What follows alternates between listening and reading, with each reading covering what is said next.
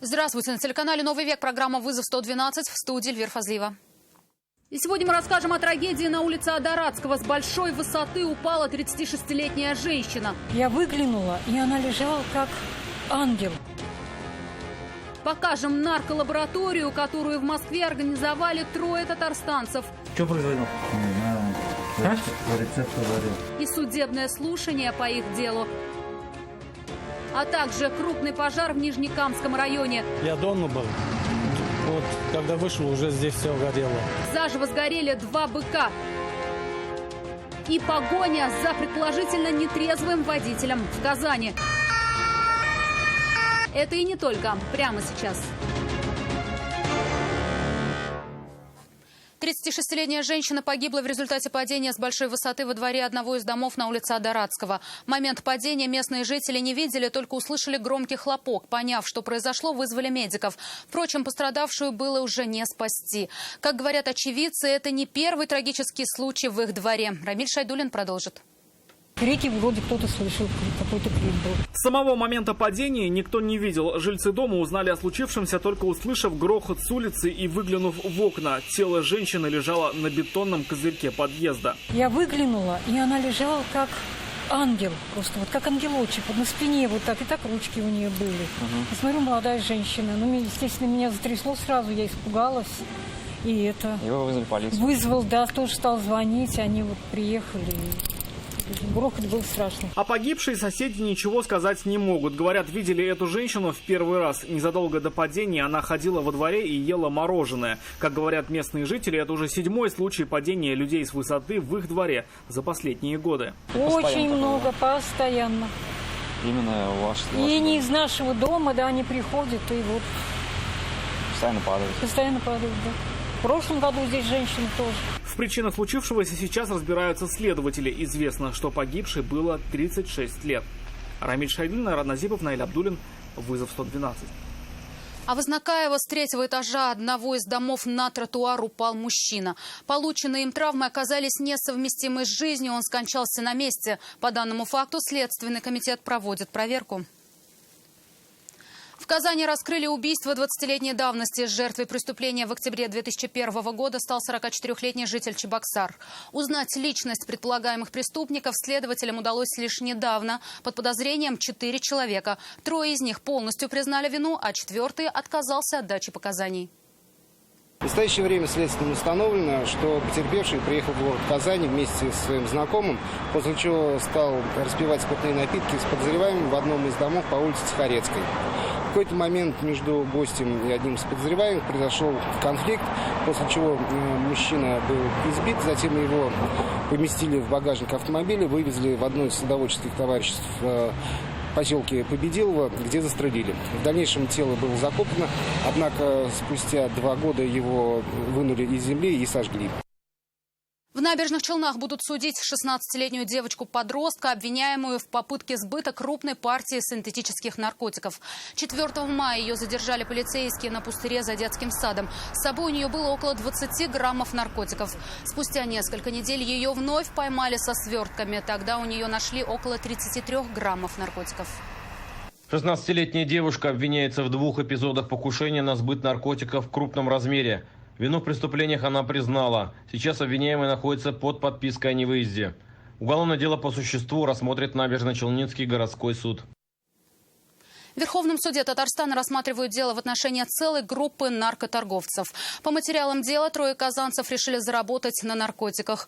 Для этого разделили обязанности. 2 поехали в Москву и организовали там лабораторию, где производили мефедрон, а 3-й должен был заниматься сбытом здесь. Айрат Назипов о деталях дела. На скамье подсудимых 3 жителя Казани. Как считает обвинение, не позднее февраля минувшего года они решили заработать на изготовлении наркотиков. Для этого 2 из них уехали в Москву, где они арендовали дачный домик. Там мужчины оборудовали настоящую нарколабораторию. Производили мефедрон. Здесь что делал? Работал. Кем? Химиком? Что производил? Не знаю, По рецепту варил. По материалам дела до задержания вероятные наркоторговцы успели изготовить около 1,5 килограммов мефедрона. Часть наркотиков они привезли в Казань и передали третьему соучастнику для дальнейшего сбыта. Но планам помешали полицейские. В итоге всех троих задержали, а нарколаборатории, где помимо уже готовой продукции нашли оборудование и компоненты для производства, закрыли. Трое жителей Казани обвиняются в незаконном обороте наркотиков в особо крупном размере. Оперативники изъяли у них более 1,5 килограммов запрещенных веществ.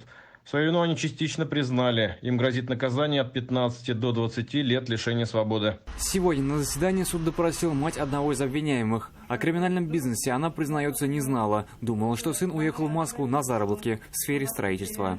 Евроремонтами занимался, все знает. У него золотые руки.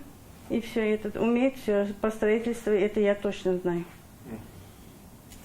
А ненадолго на какое время не говорился? Ненадолго сказал, ну, недели две, наверное. После допроса свидетелей и исследования доказательств суд перейдет к прению сторон. Айрат Назипов, Наиль Абдулин, ВЗ 112. На 4 месяца продлил арест Алмазу Маликову Верховный суд Татарстана. Мужчину обвиняют в убийстве приятеля бывшей жены в Набережных Челнах в сентябре минувшего года. Как установило следствие, 38-летний мужчина натравил на своего соперника собаку, а потом зарубил топором. Также он последовал за экс-супругой, однако ей удалось спрятаться в медицинском центре. В отношении мужчины возбудили уголовное дело по статьям убийство с особой жестокостью, угрозе убийством и умышленном причинении легкого вреда здоровью. Свою вину фигурант признал лишь в убийстве. В показаниях он заявлял, что заранее не планировал идти на преступление. Якобы в тот день он решил поговорить с бывшей супругой, чтобы договориться о встрече с 5-летней дочерью. На разговор пошел с топором. То, что взял топор, то есть он занимается, так сказать, ремонтными работами, то есть у него весь комплект инструментов в машине находился. То есть фактически, как он пояснил, то есть все произошло случайно еще. Он хотел именно поговорить, вот.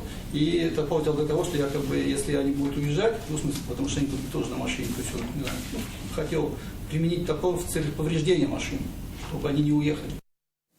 Заживо сгорели 2 бычка, уничтожены надворные постройки сразу на 3 участках.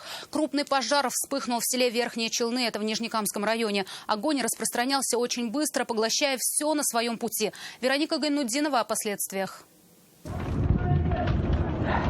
Пламя в считанные минуты охватило надворные постройки, поглощая сараи, погребы и бани. Люди пытались потушить огонь всеми подручными средствами.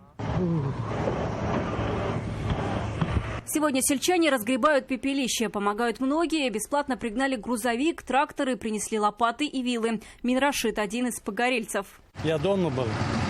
Вот, когда вышел, уже здесь все горело. Я побежал сразу этим бычкам выпускать. Одну выпустил, 2 не сумел.